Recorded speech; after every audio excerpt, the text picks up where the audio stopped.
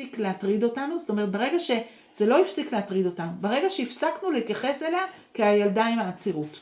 זאת אומרת שלא היה מסביב את הבלון הענק הזה, את הסיפור הענק הזה של ילדה עם עצירות, אז ברגע הזה הגוף הבין שאין לו טעם להמשיך לסבול, כי הוא לא ישיג בתמורה משהו שהוא שווה הרבה יותר מאשר הסבל של העצירות. אוקיי? אני אספר לכם עוד איזה סיפור, יש איתי עוד איזה אישה אחת שעוברת איתי גם תהליך ליווי, שיש לה ילדה שכתוצאה מהמלחמה היא הגדירה אותה שהיא בחרדה, אוקיי?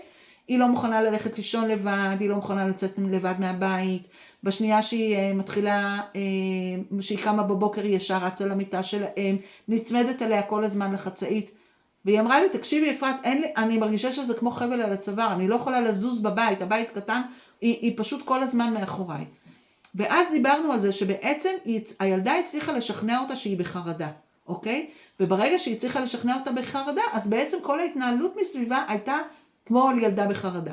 וההדרכה שנתתי לה זה פשוט להפסיק להתייחס אליה כילדה עם חרדה. אם יש לה איזשהו קושי נקודתי, אם היא פוחדת, לא לעזוב אותה, לא לשלוח אותה לבד לחדר. להגיד לה, אני מבינה עכשיו שאת פוחדת, מה יעזור לך? אבל לא להישאב לתוך החרדה. ובאמת זה הפסיק.